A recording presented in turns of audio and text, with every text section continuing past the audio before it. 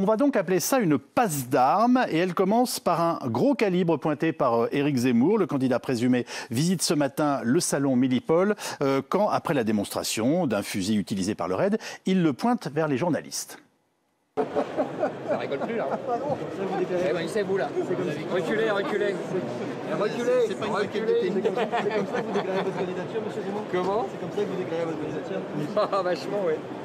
Alors, la réaction de Marlène Schiappa était quasiment immédiate, vous allez la voir, elle se fait par tweet. La ministre dit « Viser des journalistes avec une arme en leur disant reculer n'est pas drôle, c'est horrifiant », surtout après avoir dit sérieusement vouloir réduire le pouvoir des médias dans une démocratie. La liberté de la presse n'est pas une blague et on ne doit jamais la menacer. Réponse là aussi du polémiste, un peu plus tard, qui plaidera l'humour pour expliquer son geste. Il a aussi réagi, bien entendu, oralement. Fait des papiers dans Le Point pour m'insulter, qui me traite de Bonaparte, de carnaval et autres, qui, comme Madame Schiappa, dit que je vise les journalistes avec des fusils pour les tuer. Je sais pas quel, les autres aussi sont des imbéciles comme Madame Schiappa. Si vous savez pas la différence, entre l'humour, la blague et le sérieux, c'est que vous êtes un imbécile. Donc c'est le débat habituel entre l'humour et la petite phrase politique du jour. Nous ont rejoint Philippe Moreau-Chevrolet, qui est spécialiste de communication politique. Vous enseignez à Sciences Po et vous présidez MCBG Conseil. Et Stanislas Rigaud, porte-parole de Génération Z, le mouvement des jeunes soutenant Éric Zemmour. Il plaide l'humour ce soir, Éric Zemmour. Est-ce que c'est de la maladresse? Il y a plusieurs étapes dans tout ça. Comment vous percevez ça, vous, en termes de communication? C'est une séquence habituelle chez les populistes de droite. Zemmour ne braque pas Schiappa, il braque l'attention médiatique sur lui. Et le fait d'empoigner une arme et de poser avec une arme, c'est quelque chose qu'on voit très fréquemment chez Bolsonaro, le président brésilien, à la droite de la droite, chez beaucoup de candidats républicains aux élections parlementaires, qui posent avec des armes, parfois avec des armes comme ça, d'ailleurs, parce qu'aux États-Unis, il y a des États où c'est légal. Et c'est une manière de montrer, qu'on est le chef, qu'on est viril. Et quand on braque la presse, là, on envoie un message un petit peu différent. Mais là, vous venez de nous dire, il vient d'avoir un comportement qui est un trait de comportement fréquent chez les leaders politiques populistes. Je vous ai bien compris. Oui, c'est ça. Avant d'interpréter ce qui se passe. Populiste à droite, Mélenchon, il va défier l'autorité en disant « ma personne est sacrée, je suis le représentant du peuple ». Bon, ça marche moyennement. Par contre, jouer le chef à droite, ça fonctionne très bien et c'est récurrent. Trump l'a fait aussi avec des flingues. On va dire la vérité. Il y a beaucoup de personnes qui sont alors horrifiées, et pas uniquement la ministre Marlène Schiappa, mais en regardant ces images, nous avons souri. Alors, est-ce qu'on n'est pas en train de donner une dimension je suis journaliste, je souhaite que ma profession soit respectée, surtout par un ancien journaliste. C'est le ressort de Trump. Le ressort de Trump, c'est de dire « mais attendez, c'est de la blague. Vous comprenez pas, Yves. Vous n'êtes pas drôle, vous n'avez pas d'humour. » C'est inattaquable. C'est l'historien Patrick Boucheron, qui est un des grands historiens français, qui dit « quand un homme politique devient lui-même sa propre caricature, il est imbattable, inattaquable. » Parce qu'on ne peut plus rire de lui, on ne peut plus non plus l'attaquer. C'est de l'humour. Si vous ne comprenez pas ça, vous êtes un imbécile, c'est ce qu'il répond. Et ça veut dire que le clown a toujours raison, même dans le débat politique. Le clown a toujours raison. Et on savait qu'un clown, moi j'ai fait une bande dessinée dessus, on savait qu'un clown allait arriver en politique française. On savait qu'il allait braquer l'attention médiatique et on savait que ça allait bouleverser les choses. On ne s'attendait pas à Éric Zemmour, parce qu'Éric Zemmour c'est plutôt quelqu'un de sérieux. Mais il utilise des armes contemporaines, qui sont celles du divertissement, du rire. Mais le message politique, quand on braque un journaliste, il est compris au premier degré par beaucoup de gens. Mais c'est ça qui est compliqué à débattre. Vous avez fait du premier degré ou du second degré, vous, aujourd'hui, Stanislas? Moi, pour vous mettre un peu en contexte, j'ai vu la vidéo passer comme tout le monde à midi. Oui. Et j'étais avec des copains, en plus des commerces, donc pas du tout on va dire du mouvement zémoriste, qui n'ont absolument rien à faire ou qui ne sont pas forcément favorables aux idées d'Éric Zemmour. Qui ne sont pas impliqués, voilà. Qui ne sont pas impliqués, qui en plus de ça ne sont pas favorables nécessairement aux idées d'Éric Zemmour. Leur première réaction, c'est qu'ils ont rigolé. Parce que moi, je pense profondément qu'Éric Zemmour, au moment où il fait cette séquence, à aucun moment, il pense qu'il va y avoir une telle ampleur médiatique. Il ne pense pas que Marlène Schiappa va réagir. Et d'ailleurs, en réalité, je pense qu'Éric Zemmour, le but de son opération était de parler du fond, était de parler de sa présence à Millipol et non pas de faire une polémique sur une blague avec des journalistes. Et d'ailleurs, mais pardonnez-moi, c'est trop tard puisqu'il l'exploite dans un second temps et autant je vous ai dit que je reconnaissais que j'avais souri en voyant les images alors que je suis moi-même journaliste, autant je trouve absolument incroyable de traiter d'imbécile comme ça avec autant de simplicité une ministre de la République et en plus comme en permanence il tient des propos misogynes, ça fait deux couches au même moment et ça c'est normal que ça fasse réagir. Je suis désolé, en fait ce qui fait réagir c'est pas sa réponse à Marlène Schiappa, ce qui a fait réagir c'est d'abord la vidéo en elle-même. Je pense qu'on peut au moins s'accorder là-dessus. Ce qui a fait le buzz, c'est pas la réponse d'Éric Zemmour. qu'ils prennent ça de façon... Là, vous réécrivez l'histoire comme elle vous arrange. La polémique commence avant les réponses d'Éric Zemmour. Non, elle commence on est d'accord. La polémique, je mets des guillemets parce que... Je pense que c'est Marlène Schiappa qui, par son message, et surtout, le provoque. Pour finir en quelques mots là-dessus, je ne pense pas, un, que ce soit fait exprès. De deux, je crois qu'Éric Zemmour aurait préféré qu'on parle du fond et non pas de cette blague. Et surtout, Paul Aroturo, par exemple, qui est visé lui-même sur les images, rigole. Et on sent qu'il y a un climat, pour le coup, de rigolade sur ce moment-là. Et je ne suis pas sûr que ce soit aussi calculé et aussi travaillé que ça sur cette séquence. Clémence Guettet, merci de nous avoir rejoints. Vous êtes coordinatrice du programme de la France Insoumise et secrétaire générale du groupe à l'Assemblée nationale. Je le rappelle, qu'est-ce qui vous choque le plus ? Qu'il ait braqué des journalistes avec une arme vide ou qu'il ait traité d'imbécile la ministre ? Je pense que les deux sont assez choquants. Pointer une arme sur des gens, même lorsqu'elle n'est pas chargée, c'est la règle élémentaire, c'est à ne pas faire. Que ça le fasse rire et que ce soit une blague, bon, ça n'est pas mon sens de l'humour, permettez-moi d'en douter. Deuxième sujet, la misogynie et les propos envers Madame Schiappa, qui est une ministre, mais envers n'importe quelle femme. Monsieur Zemmour est un habitué des sorties misogynes et réactionnaires, et ça fait des années qu'il fait des petites phrases sur le prétendu cerveau archaïque des femmes, sur les femmes qui seraient le butin des hommes, sur ce chauffeur de bus qui aujourd'hui n'a plus le droit de mettre la main sur les fesses des femmes sans qu'elles portent plainte, etc., etc. Il nous a habitués à ça, et malheureusement, je dois dire que ça permet de passer un message qui est celui de la culture du viol, c'est-à-dire une culture où le corps des femmes est à disposition des hommes. Oui, monsieur. Je vous redonne la parole, mais ce qui est intéressant, c'est l'accumulation, en l'occurrence, concernant Éric Zemmour. Il tient depuis le début de sa carrière des propos misogynes, et on va en... C'est vous qui le dites, ça. Vous allez le voir, c'est illustré dans l'instant. Si vous le voulez bien, c'est un florilège qui a été préparé pour nous par Magali Chalet, bien entendu. Je vous redonne la parole ensuite. Gentil, merci beaucoup. Magali, on vous écoute. Eh bien, pour commencer, en marge d'un déplacement à Béziers, ce mois-ci, Éric Zemmour a déclaré que s'il devenait président, il reviendrait sur la parité, qui est selon lui une insulte pour les femmes. Ensuite, dans son dernier livre, La France n'a pas dit son dernier mot. Il écrit ceci: l'appétit sexuel des hommes va de pair avec le pouvoir. Les femmes sont le but et le butin de tout homme doué qui inspire à grimper dans notre société.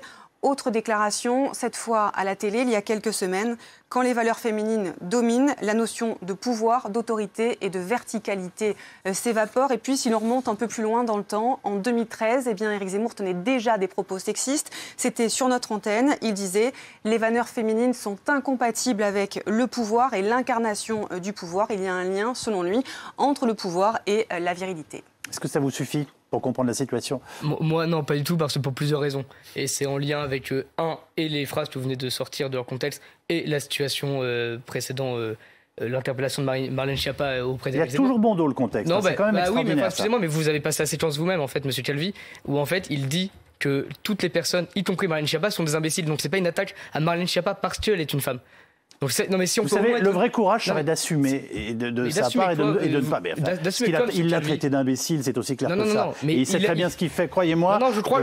Il y a quelque chose qu'on ne peut pas reprocher à Éric Zemmour. Il est intelligent. Vous m'avez dit que je pourrais répondre, donc si je peux répondre. Bien sûr. Vous m'avez dit que je pouvais répondre. Je crois qu'en l'occurrence, moi je pense que toutes les personnes qui ont pris cette polémique qui est bidon de chez bidon, comme quelque chose d'horrifiant, comme quelque chose de grave, en effet, se trompent totalement. Et je pense que quand Éric Zemmour lui pose la question, il dit que les gens qui ont pris ce braquage, aujourd'hui on a entendu des mots, ils menacent la presse, etc. Enfin, des termes toujours plus absurdes les uns que les autres. Je pense qu'en effet, ils se trompent et que Éric Zemmour dit que ce sont des imbéciles, non pas parce que Marlène Schiappa est une femme, mais parce que son attitude sur cette question-là est imbécile. Et en plus, sur le propos que vous sortez, où il explique sur son propos sur la parité, Éric Zemmour dit, et vous auriez pu le passer ce moment-là, mais peut-être que vous avez sélectionné les éléments de votre documentaire à dessein, mais Éric Zemmour dit aussi très clairement que si demain il était président de la République et qu'il avait des femmes plus compétentes, et qu'il avait 30 femmes plus compétentes, il mettrait plus de femmes dans son gouvernement. Et moi je suis plutôt d'accord avec ça. Je finis madame, je vous ai pas coupé la parole, je ne couperai pas la parole. Non mais vous pensez que l'absence de parité, c'est parce que les femmes sont incompétentes ? Je pense que c'est une question de méritocratie. Et je pense que si les femmes sont plus compétentes que les hommes, elles ont beaucoup plus de place et qu'on doit juger les gens non pas sur leur sexe mais sur leur capacité. Le fait que les temps partiels soient occupés à 80% par des femmes, c'est parce qu'elles sont moins compétentes que les hommes. Le fait qu'elles sont payées en moyenne 20% de moins que les hommes, c'est parce que sans doute elles sont moins compétentes. Mais expliquez-nous votre propos, monsieur. Vraiment, on a du mal à comprendre. Je vais vous répondre. Moi, je suis pour une seule et même chose. Et je suis pas au pouvoir, donc vous savez, sur les temps partiels, etc. Moi, j'ai très peu de pouvoir. Hein. En revanche, moi, je suis attaché à une seule chose, c'est la méritocratie. Si vous êtes plus compétente que moi, madame, pour tel ou tel sujet, telle ou telle fonction, Vous devez avoir le poste. Et est-ce que vous niez aujourd'hui que dans notre société, il y a un grave problème d'inégalité entre les femmes et les hommes? Moi, je trouve ça vrai. D'ailleurs, ce qui m'amuse, c'est que votre même Libération leader, a fait un fact-checking. candidat... Même Libération a fait un fact-checking sur les inégalités salariales. Et même Libération à qui on ne peut pas prêter des quelconques idées misogynes ou quoi que ce soit. Je ne pense pas, en tout cas. Enfin, c'est pas mon avis, en tout cas. Même Libération avait été bien embarrassée que les avaient dû fact-checker la vidéo d'un youtubeur Raptor Dissident, pour ne pas le citer. Et ils avaient été très embêtés de devoir fact-checker cette vidéo en expliquant que les inégalités étaient liées à bien d'autres choses qu'une question de misogynie ambiante, etc. Mais c'est vraiment incroyable de vous entendre dire ça. Qu'est-ce que vous pensez des féminicides, par exemple? C'est dramatique. Des 152 femmes en 2019 dramatique. Qui sont mortes parce qu'elles étaient des femmes. Qu'est-ce que vous pensez des 16% de femmes dans notre société qui ont subi une tentative de viol ou qui se sont fait violer au cours de leur vie? Mais alors, concrètement, qu'est-ce que vous proposez de faire contre ça? Alors, je vous laisse répondre la violence contre les j'arrête femmes, le débat en tant que tel entre vous deux, même si on souhaite vous entendre débattre, mais parce que je veux qu'on avance dans l'émission. Non, mais vraiment, pour le coup, madame, qu'il y ait des sujets sur les inégalités, que vous vouliez porter des sujets sur les inégalités de salaire, etc. Et donc, à part la parité, qu'est-ce qu'on fait? Madame, si je peux pas vous répondre, ça n'a aucun sens. Moi, ce que je vous dis juste, c'est concernant les viols, les féminicides, les agressions auprès des femmes, j'en suis le premier scandalisé. Et d'ailleurs, je crois, et je finis, mais si je peux pas finir, vous allez parler avec Monsieur Calvi. Je vous ai donné une série de citations de votre candidat. Vous n'avez rien donné du tout, BFM l'a fait à votre place, donc vous pourriez les remercier. Non, je vous l'ai fait juste avant. Non, vous pourriez les remercier. Il faut écouter quand je parle, c'est un scandale. Et nous, contrairement à la France Insoumise, nous sommes attachés à la question de la sécurité. Non, Clémence Guettet, sincèrement, il vient de vous répondre. Alors, je peux en donner une dernière. Oui, DSK, menotté, qui marche la tête baissée, c'est la castration de tous les hommes. Ça, vous en pensez quoi? Et vous avez lu le passage, la page entière? Oui. Alors, expliquez-moi ce que vous en pensez. Et c'est quoi le contexte, madame? Expliquez-moi ce que vous en pensez de ce passage. L'arrestation de Monsieur DSK après son viol de Nafissatou Diallo. Avez-vous lu le passage? Oui. En entier, vous avez lu le livre? Voilà. Oui. Donnez-nous votre interprétation ou en tout cas la lecture. Ce que dit Éric Zemmour à ce moment-là, très précis du texte, il explique qu'en fait, à ce moment-là, il y a un coup qui est porté à l'homme, en l'occurrence européen, et qu'il y a une image qui était désastreuse de Dominique Strauss-Kahn menotté aux États-Unis, et que justement il trouve ça entre guillemets scandaleux. C'est dans le cadre d'une analyse politique et entre guillemets en plus internationale, etc. C'est pas une question de, il défend pas. C'est un renversement de 1000 ans de culture patriarcale. C'est une drôle de façon de présenter les choses. J'attends votre analyse. Très bien. Alors Philippe Moreau-Chevrolet. Je pense que cette séquence du pistolet, enfin du gros pistolet, ça nous montre quand même qu'il y a un problème sur la virilité dans la campagne, qui est un problème qui existe chez Zemmour comme chez beaucoup de leaders populistes de droite. Ils jouent la virilité, avec y compris des attributs physiques. Vous êtes en train de me dire qu'il a sorti son gros bazooka? Un peu. Poutine fait la même chose. Ça paraît très primitif, très archaïque et très bête, mais ça fonctionne. Il y a eu un clip dans la campagne de Poutine. C'est épouvantable, enfin, excusez-moi. Non, mais je vais vous raconter une anecdote. Il y a un clip dans la campagne de Poutine, dans l'une de ses premières élections, où on voit une jeune femme aller chez le docteur. Et on pense que c'est un docteur, il a une blouse blanche. Elle lui dit, pour ma première fois, est-ce que vous me conseillez d'y aller? Le docteur lui dit, ce qui prouve qu'on n'est plus tout à fait dans une constatation médicale. Avec lui, vous pouvez y aller pour votre première fois, ce sera parfait. Et en fait, elle se rend dans un bureau de vote. Oui. Et c'est un clip officiel de Vladimir Poutine. Ils utilisent la sexualisation ou les métaphores sexuelles ou les sous-entendus sexuels, le virilisme pour faire campagne. Et aujourd'hui, le virilisme, c'est pas de la blague. Il y a des groupes virils masculins qui revendiquent une supériorité masculine. Vous arrive-t-il de vous demander si votre candidat n'est quand même pas un peu... Enfin, pardonnez-moi, votre candidat encore non déclaré, donc votre candidat potentiel ne serait pas un peu grisé par ses succès sondagiers? Sincèrement, c'est pas le critiquer, vous pouvez prendre un peu de... S'il y a des choses... Il vous choque jamais, vous? Jamais. J'entends, mais j'entends ce que vous voulez dire. J'imagine que vous avez une maman, qu'il y a des femmes dans votre famille, enfin voilà. Oui, j'ai une maman, j'ai voilà, une sœur, absolument. Non, je ne vois pas le rapport avec le fait qu'il puisse être grisé par les sondages. Encore une fois, vraiment, sur cette séquence particulière. Vraiment, pour le coup, parce que moi je suis venu ici ce soir pour commenter l'actualité sur ce buzz médiatique, très précis. Pour moi, il n'y a même pas lieu de débattre. C'est vraiment un non-fait politique. C'est sur le reste, alors. Et puis d'ailleurs, et ça me fait ce que vous venez de dire, M. Chevrolet, parce que vous parlez de virilité. Oui, absolument. Et c'est vrai que c'est un sujet qui préoccupe Éric Zemmour, on est d'accord là-dessus quand même. Et je suis désolé, mais quand je vois M. Mélenchon, par exemple, et qu'il y a M. Mélenchon qui est avec des policiers devant son bureau à l'Assemblée nationale, et qu'il essaie d'enfoncer la porte, là aussi, il a une attitude virile. Lui aussi, à ce moment-là, il essaie... Je ne défends pas Jean-Luc Mélenchon, je constate que Zemmour a une préoccupation... à moi, mais je aussi... Madame, je constate que Zemmour a une préoccupation de la virilité, je constate que c'est central dans sa campagne, et que beaucoup de populistes de droite font ça. Vous allez voir ce que je veux dire, en fait. C'est une tendance. Je suis d'accord, en fait, vous allez voir ce que je veux dire. dire. Ce que je veux dire, c'est que Et Clémence Guettet, qui pense avoir été d'une certaine façon provoquée par votre dernière intervention, voudra vous répondre. Non, mais allez-y. Mais allez-y, je vous en prie, on vous écoute. Vous allez voir, en fait, ce que je veux juste dire, c'est que Monsieur Mélenchon, et d'ailleurs en plus sur ce coup-là, on pourrait rentrer dans le détail de cette affaire-là, mais je suis pas totalement hostile à Monsieur Mélenchon sur cette attitude-là. Monsieur Mélenchon, quand il fait ça, il n'a pas un calcul derrière la tête. Son attitude virile devant les policiers en train de les écarter, etc. Alors, il ne pense pas au coup d'après. Et d'ailleurs, ça lui a coûté un peu cher à la fin. Mais Éric Zemmour, sur cette séquence-là, où il est en train de s'amuser, grosso modo, avec une Kalachnikov ou une arme de guerre. Une arme du raid. Je ne suis pas sûr qu'à ce moment-là, voilà. il est trois coups d'avance politique. Moi, je veux bien qu'il soit très intelligent, mais ne lui prêtons pas un talent de dingue. Bien sûr. Et après, je vous promets que je vous redonne la parole. Allez-y. Je réponds juste quand même sur les propositions de M. Mélenchon, qui est un candidat en campagne et qui est un homme. En effet, vous n'avez pas inventé la lune avec ça. Monsieur Mélenchon est un candidat qui propose de mettre l'IVG dans la Constitution pour que plus jamais on ne s'attaque à ce droit des femmes à disposer de leur corps. Monsieur Mélenchon veut imposer la parité dans les entreprises et dans les institutions qui ne le respectent pas. Il veut un plan d'1 milliard de lutte, 1 milliard d'euros de lutte contre les féminicides, comme le demandent les associations. Il veut multiplier le planning familial sur tout le territoire pour qu'il y ait enfin des points d'accès, notamment sur les questions de contraception et de violence. Ça, c'est un programme féministe. Être un homme n'empêche pas d'avoir un programme Pardonnez-moi. Non, s'il vous plaît. Votre candidat a un projet misogyne et réactionnaire extrêmement dangereux. Philippe Moreau-Chevrolet, s'il vous plaît, une seconde. Non, s'il vous plaît. Philippe Moreau-Chevrolet, on a le sentiment, la réponse gouvernementale paraît embarrassée, parce qu'on a le sentiment que le gouvernement ne sait plus sur quel pied danser avec Éric Zemmour. On a évidemment sollicité Marlène Schiappa, qui nous a répondu qu'elle ne souhaitait pas donner trop d'écho à cet épisode, mais c'est trop tard. J'ai envie de vous dire, il fallait y penser avant, vu sa réponse. Et quand Zemmour compare Blanquer à Mengele, celui-ci met un temps fou à répondre. Je parle du gouvernement. Et là, la réaction immédiate de Marlène Schiappa. C'est Philippe Corbet, le rédacteur en chef politique de BFM, qui a eu la bonne attitude aujourd'hui de dire il y a effectivement deux discours de la part du gouvernement. Un discours de mépris qui consiste à dire on ne débat pas avec Zemmour comme on ne débat pas avec le FN, on ignore. Et un autre discours qui consiste quand même à se dire oui, mais il faudrait quand même qu'on polémique avec lui, parce que si c'est lui qu'on a en face, il va falloir qu'on commence à taper dessus, il va falloir qu'on crée un clivage. Et on a besoin de ce clivage quelque part, de part et d'autre. Donc c'est toute l'ambiguïté de la position. Parfois on attaque parce que médiatiquement c'est rentable, à court terme. Parfois on se dit, ah ouais, mais qu'est-ce qu'on est en train de créer comme monstre en face de nous? Alors vous venez de me dire que Marlène Schiappa, c'est une question que je vous pose, qui a un certain courage politique, on va dire la snipeuse là réagit trop vite d'une certaine façon, parce qu'elle donne une dimension à l'affaire qu'elle n'aurait peut-être pas dû avoir. Elle exprime l'embarras du gouvernement. Oui, elle a réagi trop vite, elle n'aurait pas dû réagir comme ça, elle n'aurait pas dû attaquer au premier degré. On devrait tous peut-être ne pas se focaliser sur Éric Zemmour, mais tout le talent d'Éric Zemmour, c'est de se mettre au centre, avec un flingue, et de dire, mais attendez, c'est de l'humour, mais de le pointer sur la presse quand même. La ministre Olivia Grégoire, qui était ce soir notre invitée, semblait assez mal à l'aise pour aborder la question, donc elle a soutenu Marlène Schiappa, mais du bout des lèvres. Mais parce qu'ils n'ont pas de ligne, ils sont perdus. On avait prévu ça.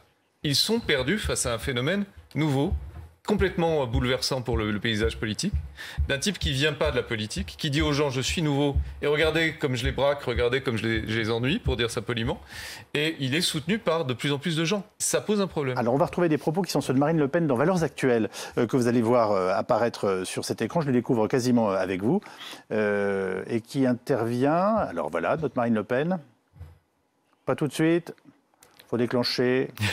Quelques instants, oui, vous voulez absolument. Que je fasse une incise? Ah bah ça m'arrangerait. Merci, mais alors je vous remercie beaucoup. Et une parenthèse, sur ce que disait monsieur à l'instant, je pense en effet qu'il y a quand même une responsabilité médiatique dans le phénomène monsieur Zemmour qui n'est toujours pas candidat. C'est Acrimed qui disait 4167 occurrences de Zemmour en septembre 2021. C'est absolument énorme. Alors, évidemment, merci de m'avoir aidé. Évidemment, il y a une forme d'ivresse dans la radicalité et de panache dans le propos qui crée le buzz. Éric use de cela à merveille. Elle est peut-être en train de dire la vérité. Il y a deux choses. Elle l'appelle Éric. Oui. Elle l'appelle pas Monsieur Zemmour. Ça veut dire qu'on se retrouvera au second tour. Ça veut dire que peut-être on peut s'entendre. En tout cas, ça veut dire qu'elle lui tend une main, mais elle tend une main en lui faisant une baffe, ce qui est le style de Marine Le Pen. Propos de Marine Le Pen, oui. C'est un homme des médias et du monde politique, milieu dans lesquels il évolue depuis des décennies. Alors ça, c'est une façon de le remettre un peu à sa place en disant t'es gentil, reste journaliste, ou plutôt polémiste, parce que journaliste, il n'est plus depuis un certain temps. Cet intérêt peut-il être maintenu sur le long terme jusqu'à la présidentielle? C'est toute la question. Moi, je ne le pense pas, vous dit Marine Le Pen. Bon, écoutez, c'est son analyse, elle en fait ce qu'elle veut. Moi, écoutez, je pense que justement, si Éric Zemmour a une vraie et forte présence médiatique, encore une fois, c'est pas lui qui la réclame. On a invité, on répond, et lui, il a invité, il répond. Et surtout, je pense il ne vous a pas échappé qu'il est en campagne. Je finis. Et surtout, en réalité, c'est que si ces émissions si on l'invite, c'est parce qu'il a du succès. Et d'ailleurs, je crois que M. Mélenchon... Ou c'est pour l'outrance. Si je peux finir, l'outrance, en fait, elle a permis à M. Mélenchon de réexister le temps d'une semaine après son débat avec M. Zemmour. Donc vous étiez bien content de l'outrance de M. Zemmour quand vous étiez avec débat. On était content de pouvoir le contrer politiquement et de défendre une autre vision de la France. Sans grand succès, on a bien vu qu'après les dynamiques de sondage n'allaient pas dans le sens de M. Mélenchon, mais dans le sens de M. Zemmour. Donc en réalité, si Éric Zemmour il a invité, c'est qu'il a un certain succès et que ça vend. Et qu'Éric Zemmour, quand il est sur une chaîne de télévision, et ben les audiences décollent. Et ça marche. Mais oui, parce que quand en France on dit qu'on est pour la peine de mort contre les VG, évidemment les gens s'y intéressent. Il n'a pas dit ça. Ce que vous dites, c'est faux. Et ma dernière question sera pour Philippe Moreau-Chevrolet. Est-ce que je vais dans la continuité de ce que vous me disiez il y a quelques instants? Est-ce que maintenant le gouvernement doit faire d'Éric Zemmour un adversaire politique, identifié et en tant que tel? Il va être difficile de faire autrement. Il est en tête de la droite dans un certain nombre de sondages. Si vraiment il est en tête de la droite et si la droite LR est en capilotade, elle ne veut décider de son candidat qu'en décembre. C'est complètement suicidaire. Lui, il a tout le temps de faire campagne. Il est meilleur qu'eux médiatiquement. Il a dit lui-même d'ailleurs, LR, à quoi ça sert? Moi, je suis en train de recréer le RPR. Édouard Philippe recrée l'UDF. Qui a besoin de LR? S'il réussit à faire ça durablement, c'est fini. Après, ce sera l'adversaire. Il y en aura deux, Marine Le Pen et lui. Merci à tous les trois.